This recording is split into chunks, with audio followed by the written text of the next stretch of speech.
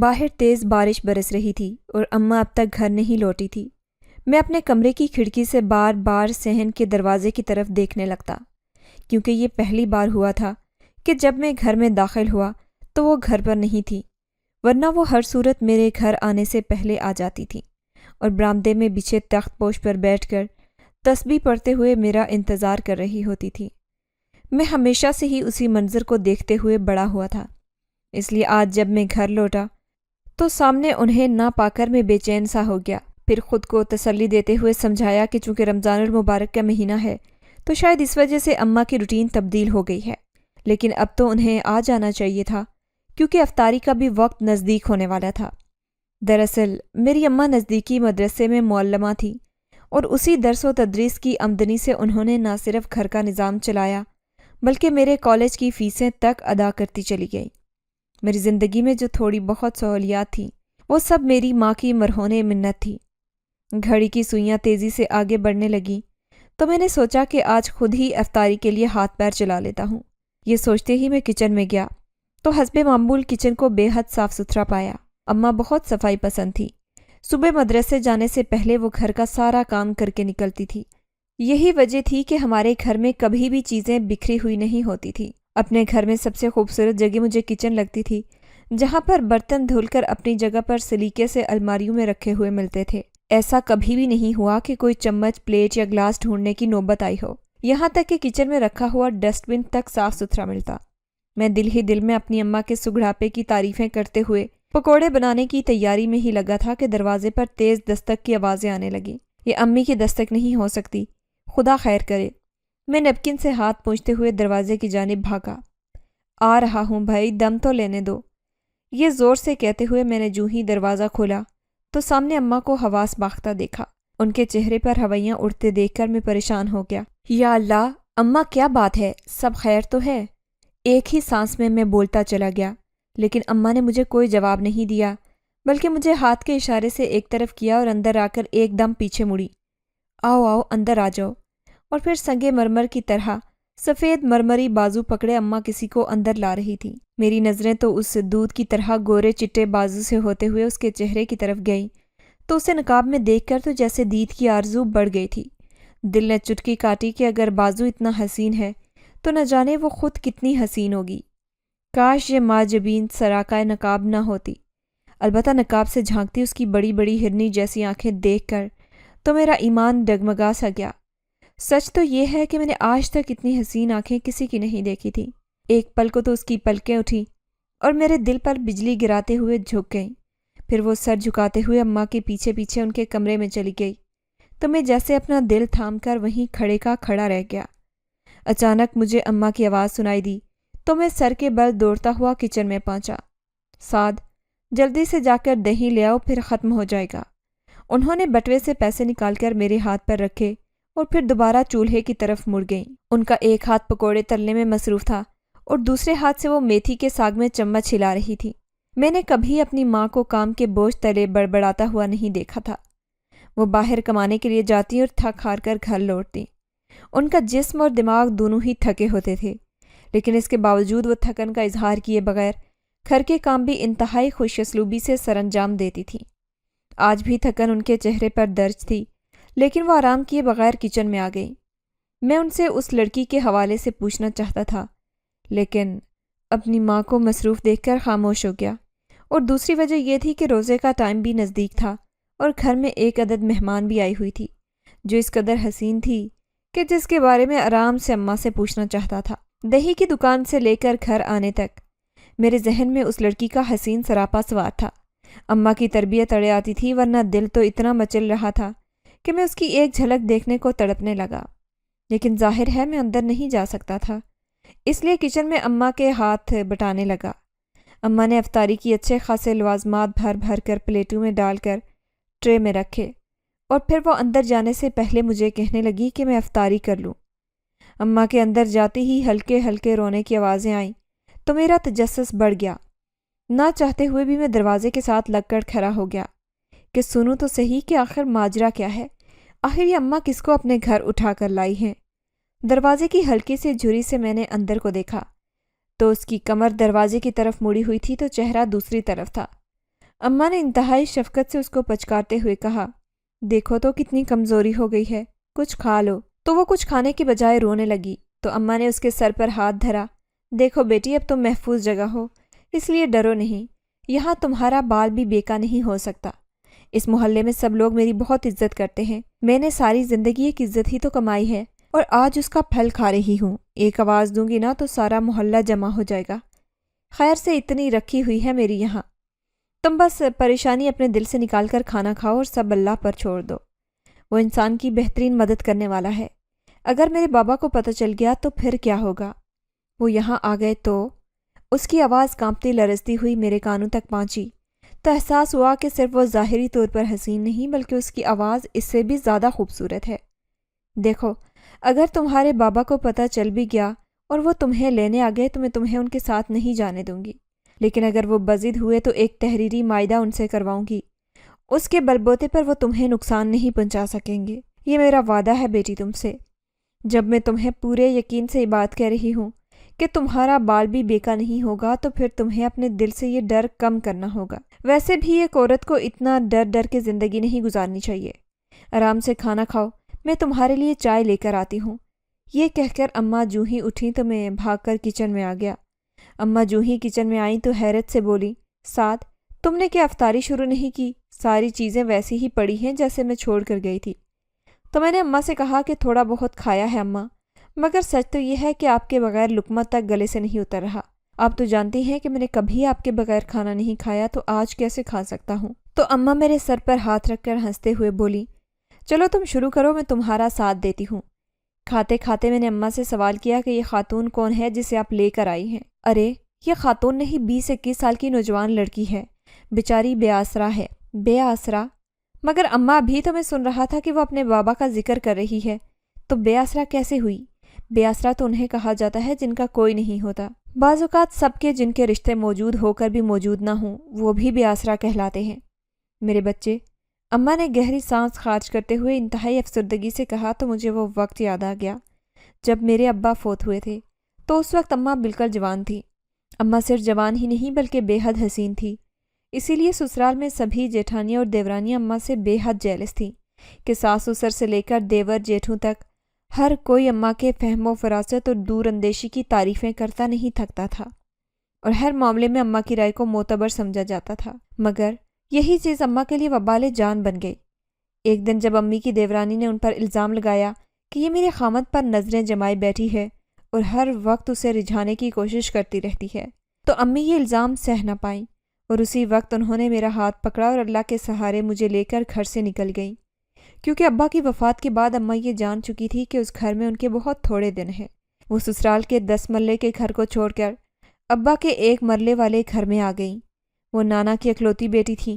نانی امی کا انتقال امی کی رخصتی کے 6 ماہ بعد ہی ہو گیا تھا۔ اب اس پوری دنیا میں ان کا ایک واحد سہارا نانا تھے، جو اماں کے غم میں پہلے سے بھی زیادہ ضعیف ہو گئے۔ اماں چونکہ دنیاوی تعلیم تو صرف 5 جماعت تک حاصل کر سکی تھیں، لیکن دینی تعلیم ان کے لیے بہت اچھی تھی۔ انہوں نے شادی سے پہلے ہی قرآن حفظ کر رکھا تھا، لہٰذا انہوں نے نانا ابا کی اجازت سے ایک دینی مدرسے میں بطور معلمہ اپنے فرائض سر انجام دینا شروع کر دیے۔ اس کے 2 فائدے ہوئے، ایک تو اماں مصروف رہنے لگی اور دوسرا آمدنی کا بھی ایک ذریعہ سا بن گیا، جس کی وجہ سے گھر کا نظام چلنے لگا۔ اسی دوران اماں کے بہت سارے رشتے آئے، لیکن انہوں نے میری وجہ سے کوئی رشتہ قبول نہ کیا، کیونکہ جو بھی رشتہ آتا وہ سب سے پہلی شرط یہی رکھتا کہ بچہ ان کے ساتھ رخصت ہو کر نہیں جائے گا، بلکہ یہ اپنے نانا کے گھر ہی رہے گا۔ تو ماں فوراً انکار کر دیتی، حالانکہ نانا نے اماں کو بہت سمجھانے کی کوشش کی کہ تم اپنا وقت ضائع نہ کرو بلکہ شادی کے لیے ہاں کر دو، تو اماں پریشان ہو جاتی اور کہتی کہ میں تو بیاہ کر کے اپنے گھر چلی جاؤں گی، لیکن میرے بعد اس بچے کا کیا بنے گا؟ تو ایسے میں نانا ابا ضد ہو کر اماں کی سہیلیوں سے کہتے کہ اسے سمجھاؤ، تو اماں کی سہیلیاں انہیں دوسری شادی کے لیے منانے کی کوشش کرتی، تو اماں تنگ آ کر انہیں کہتی کہ میں اس بچے کو کس کے آسرے پر چھوڑ کر اگلے گھر رخصت ہو جاؤں۔ آج ابا ہیں، کل اگر خدا نہ خواستہ وہ نہ ہوئے تو یہ بچہ اس گھر میں اکیلے کیسے وقت گزارے گا؟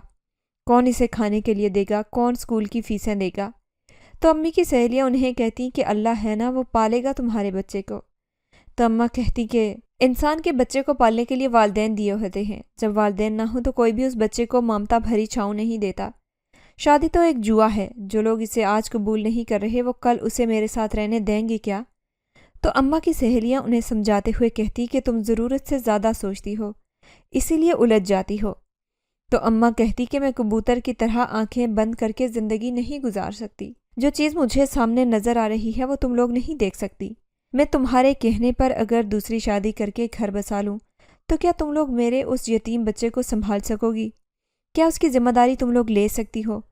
تو مجھے بتاؤ، میں آج ہی دوسری شادی کر لیتی ہوں۔ تو اماں کی سہیلیاں چپ کر جاتی۔ ظاہر ہے کسی دوسرے کے بچے کی ذمہ داری اٹھانا کوئی آسان بات تو نہیں ہوتی۔ میں چپ کے اماں کی سہیلیوں کے ساتھ تکرار سنتا رہتا اور دل ہی دل میں آنسو بہاتا کہ میری ماں میری خاطر کتنی بڑی قربانی دینے جا رہی ہے۔ اور پھر ایک وقت تو ایسا آیا کہ انہوں نے ہر کسی کو صاف صاف خود ہی منع کرنا شروع کر دیا اور نانا سے بھی کہہ دیا کہ وہ میری دوسری شادی کے خواب ترک کر دیں۔ میں اپنی زندگی اپنے بیٹے کے نام وقف کر چکی ہوں۔ اور پھر اماں اپنی اس بات پر ہمیشہ قائم رہی، جس کی وجہ سے میں ہمیشہ اماں کی بے انتہا قدر کرتا تھا، کیونکہ ہمارے بھی سارے رشتے موجود تھے۔ لیکن اماں نے جس طرح تنے تنہا حالات سے لڑنا قبول کیا تھا، لیکن ڈر کے مارے اپنے کردار پر آنچ نہ آنے دی، بلکہ وہ مردانہ وار آگے بڑھتی رہی۔ یہ لڑکی جب سے ہمارے گھر میں آئی تھی، ماضی کا ایک ایک لمحہ میرے سامنے آن کھڑا ہوا۔ اماں تو دوبارہ کمرے میں جا چکی تھیں جہاں وہ لڑکی بیٹھی ہوئی تھی، تو میں نے فوراً کچن سمیٹا اور کمرے میں آ گیا، کتابیں کھول کر بیٹھ گیا۔ لیکن سچ تو یہ ہے کہ میرے ذہن میں اتنی کھلبلی مچی ہوئی تھی کہ ایک لفظ بھی میں پڑھ نہیں پا رہا تھا۔ تھوڑی دیر کے بعد اماں میرے کمرے میں آئیں تو مجھ سے رہا نہ گیا، تو میں نے ان سے پوچھا کہ اماں یہ لڑکی کون ہے؟ کیا معاملہ ہے اس کا؟ آپ کو یہ کہاں سے ملی؟ تو اماں نے آہستہ آواز میں بتایا کہ یہ مسجد کے باہر بیٹھی تھی اور رو رہی تھی، تو میری نظر اس پر پڑ گئی، تو میں اسے مدرسے لے گئی۔ اس سے پوچھا کہ اس کا گھر کہاں ہے، لیکن اس نے روتے ہوئے کہا کہ میں اپنے گھر نہیں جانا چاہتی، میرا باپ مجھے مار ڈالے گا۔ یہ سن کر میں پریشان ہو گئی اور پوچھا کہ آخر تم نے ایسا کیا کیا ہے کہ تمہارا باپ تمہاری جان لینے کے در پہ ہو گیا ہے؟ تو اس نے بتایا کہ میری چچی نے مجھ پر الزام لگایا کہ میں رات کو کسی مولوی سے چھپ چھپ کر چھت پر ملتی ہوں۔ تو ابا نے کہا کہ یہ تو بہت بڑے گناہ کی مرتکب ہوئی ہے، لہٰذا اسے اس گھر میں رہنے کا کوئی حق نہیں۔ پھر وہ اسے مارنے کے لیے اٹھا تو یہ گھر سے بھاگ آئی اور مسجد کے باہر بیٹھ کر رونے لگی، تو میں اسے لے کر گھر آ گئی ہوں، کیونکہ اسے مدرسے میں بھی نہیں چھوڑ سکتی۔ جانے کیوں اماں کی یہ باتیں سن کر میرے دل میں جیسے کوئی چیز ٹوٹ سی گئی۔ میں نے پہلی بار کسی کے لیے اپنے دل میں محبت محسوس کی تھی، لیکن ایسا لگتا تھا جیسے یہ محبت مجھے راس آنے سے پہلے ہی دور جا چکی ہے، گویا یہ کسی اور سے محبت کرتی تھی جس کی پیدائش میں اسے گھر سے نکالا گیا ہے، تو پھر مجھے اس سے محبت کرنے کا کیا حق حاصل ہے؟ میں نے افسردگی سے سوچا، اماں تو نماز پڑھنے کے لیے جا چکی تھیں، لیکن میری آنکھوں سے نیند کوسوں دور تھی۔ خدا جانے میری آنکھ کب لگی۔ لیکن جب صبح ہوئی تو ہمارے صحن میں بڑا شور تھا۔ میں گھر آ کر باہر نکلا تو کیا دیکھتا ہوں کہ 3-4 خواتین اماں سے لڑی جا رہی ہیں، اور اماں کے پیچھے وہ نقاب پوش لڑکی ان عورتوں سے ڈر کر کھڑی ہوئی ہے۔ اماں، یہ سب کیا ہو رہا ہے؟ یہ عورتیں ہمارے گھر میں کیوں جمع ہیں؟ تو اماں نے مجھے دیکھ کر ایک دم سے ہمت پالی اور بولی، شکر ہے ساتھ تم اٹھ گئے ہو۔ دیکھو تو اس لڑکی کے چچی اور رشتہ دار اس کو لینے آئے ہیں، جبکہ لڑکی ان کے ساتھ نہیں جانا چاہتی۔ وہ ان سے ڈر رہی ہے اور کہتی ہے کہ یہ اسے گھر لے جا کر مار دیں گے۔ تم ہی انہیں سمجھاؤ۔ میں ابھی انہیں سمجھانے کے لیے بولنے ہی والا تھا کہ اچانک ان میں کھڑی ایک تیز ترار سی عورت ہاتھ نچاتے ہوئے بولی کہ اچھا، اب آپ کے بعد آپ کا بیٹا بھی اس لڑکی کے حق میں بولے گا۔ ایک طرف آپ دینی تعلیم دیتی ہیں اور دوسری طرف ایک نامحرم کے ساتھ اس لڑکی کو رکھا ہوا ہے۔ یہ کس رشتے سے دونوں ایک ساتھ رہ رہے ہیں؟ کیا آپ ہمیں بتانا پسند کریں گی؟ تو اماں نے انتہائی غصے سے اس عورت کی طرف دیکھا اور کہا، بے شک یہ اس کے لیے نامحرم ہے، لیکن یہ بچی جب سے میرے گھر میں آئی ہے نقاب میں ہے، رات کو یہ میرے ساتھ سوئی ہے، میرا بیٹا الگ کمرے میں لیٹا ہے، اور خدا جانتا ہے کہ یہ لڑکی مجھے اپنی بیٹی سے کم عزیز نہیں ہے۔ بات سنیں معلمہ، بے شک یہ لڑکی آپ کو اپنی بیٹی کی طرح عزیز ہوگی، لیکن دنیا داری بھی کوئی چیز ہوتی ہے۔ آپ کس کی آنکھوں میں دھول جھونک رہی ہیں؟ ہمیں کیا پتا کہ آپ کے سو جانے کے بعد یہ دونوں آپس میں کیا کیا رنگ رلیاں مناتے رہے ہوں گے، بلکہ یہ تو عادی ہے اس مولوی کے ساتھ بھی۔ اس لڑکی کی چچی زمانی بات کر کے چپ ہو گئی۔ تو ماں نے انتہائی غصے سے اس خاتون کی طرف دیکھتے ہوئے کہا کہ کچھ تو خدا کا خوف کرو، کیا تمہارے گھر میں بیٹی نہیں ہے جو دوسروں کی بیٹی پر تہمت لگا رہی ہو؟ میں نے اسے بیٹی کہا ہی نہیں بلکہ سمجھا بھی ہے، یہ میرا خدا جانتا ہے۔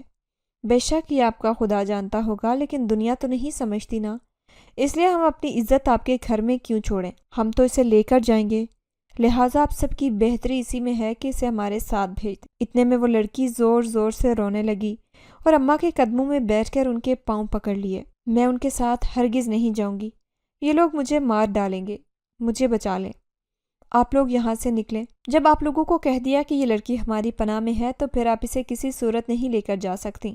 میں بولا تو وہ خواتین مجھے عجیب نظروں سے دیکھنے لگیں۔ پھر ان میں سے ایک خاتون نے کہا کہ ٹھیک ہے، اب آپ لوگوں سے ہمارے مرد ہی بات کریں گے، ہم اس کے باپ کو بلواتے ہیں جو آپ سے اب گھر کے اندر آ کر بھی بات کرے گا اور ڈنکے کی چوٹ پر بیٹی کو خود لے کر جائے گا، کیونکہ آپ لوگوں کو ہم خواتین کی بات سمجھ ہی نہیں آ رہی۔ معاملہ انتہائی سنگین ہو گیا تھا۔ اماں کے ہاتھ پیر پھولنے لگے کہ اچانک اماں نے مجھے کہا کہ سعد، تم اس لڑکی سے فوراً نکاح کر لو، ایک تو تمہیں اس کا ثواب ملے گا، ورنہ اس کا باپ اسے اپنے ساتھ لے جا کر مار ڈالے گا۔ مجھے کچھ سمجھ نہیں آ رہی تھی کہ میں اس لڑکی سے نکاح کیسے کروں جو اپنے دل میں کسی اور کو بسائے بیٹھی ہے اور چھت پر آدھی رات کو اپنے محبوب مولوی سے ملتی رہتی ہے۔ لیکن اماں کے آنسو دیکھ کر میں ان کے سامنے انکار نہ کر سکا اور میں اس سے نکاح کی حامی بھر لی۔ تو اماں ہم دونوں کو لے کر مسجد روانہ ہو گئی۔